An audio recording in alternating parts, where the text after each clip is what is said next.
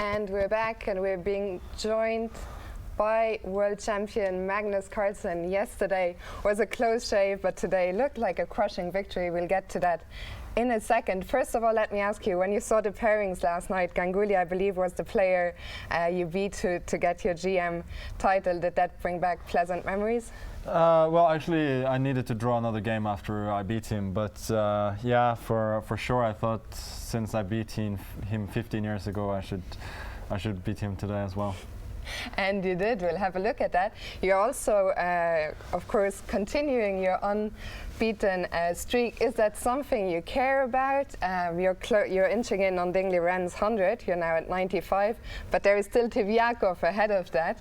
Is this something you care about? Yeah, for sure. I'm thinking about it. Like now, it's been so many games that you cannot help to want to get that record, but from the way I'm playing, there's doesn't seem like that's what I care about, because every game it's been so crazy.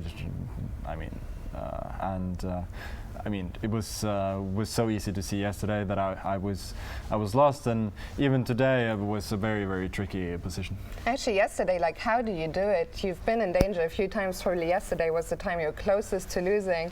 How do you keep surviving? Quite a bit of luck, I think. I think over this 95-game streak, I've shown very good resilience in defense in some games, and to be honest, in some games I've just been pretty lucky. Like my opponents have missed some pretty easy wins. So yeah, I mean, yesterday was a very strange case of I was playing quickly and I allowed this whole d6 thing, which looks kind of dangerous for black. Like he gets this pass pawn, queen on d5, not on e4. But I thought concretely I'm in time to play rook d8 and eliminate his pawn with knight d6 later on, and I thought it was even me who was very slightly better, and he had to try and force a draw. And then he actually reached for the rook, and then I saw, rook a e1, and I realized I'm just probably lost, and it was very unpleasant. Like he actually took a couple more minutes before he actually made the move, and I'm sitting there thinking, like, I have 1:30 on the clock and I'm completely lost. I mean, how can you be so dumb? And then I made a couple of more mistakes because I couldn't really readjust. But yeah, then afterwards there were so many good continuations for him, but he probably got nervous, then he got low on time, and then anything can happen. But yeah, it was obviously sort of escape you don't get every day. Then today you made your intentions very clear with an early g4. We can maybe have a look at the game. Were you happy, first of all, with how the opening went, and maybe you can show us some critical moments? Yeah, I would. I'm not sure I would recommend this whole a4 business, because when you go a4 and g4, there's no good way to castle, and in the Sicilian, king safety is very, very important. And I think he played a little bit too positionally in the opening. Like he needed to go for some quicker bishop b7 and d5, and I think he was doing very, very well there. After what he played, he was very solid, but my king was suddenly very safe after I got a5, b5, and it was hard for him to create counterplay. Afterwards, it was a very, very tough fight, but I think I was always likely to end up ahead there. But yeah, it was another tough game with. Seeing as everything was happening here, he got some counter chances, but I think I was still okay. Like queen a4, queen a6, for instance, and I didn't see a move for For him, yeah. So it was another tough game, but compared to yesterday, obviously, it was a walk in the park. Yeah. Well, you're now back in the chasing pack.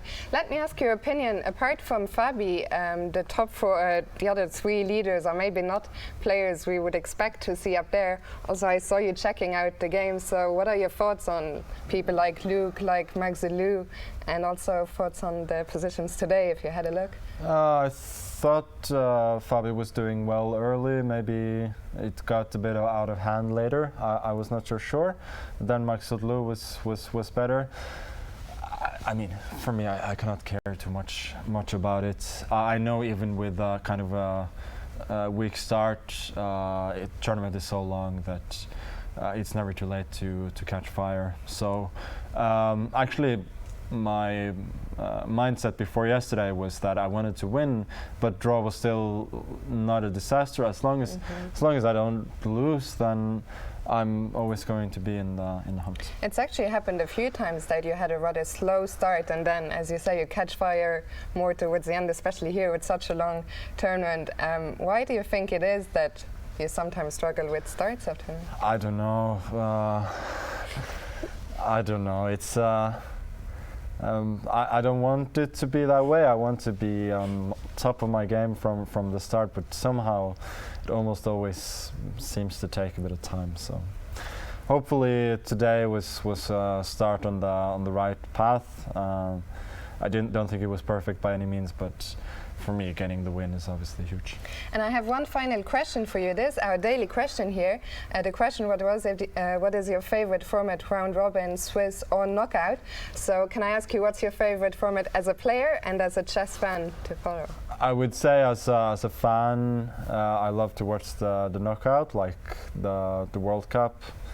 As a player, I like everything.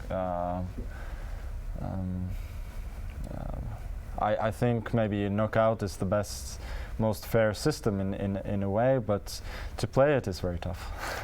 And actually, sorry. Yeah, no, go on. Actually, I thought of a very last question. During the World Cup, you made it very clear you wanted Anish Giri in the candidates tournament. He seems very close to make it on rating. Is there anyone you would like to see qualify from this tournament to get in with a chance to face you in a match? I want to try and win the tournament myself. Anyone to be second behind you? No. Okay, Magnus, thank you very much for your time. Congratulations and best of luck for tomorrow. Thank you. And back to you.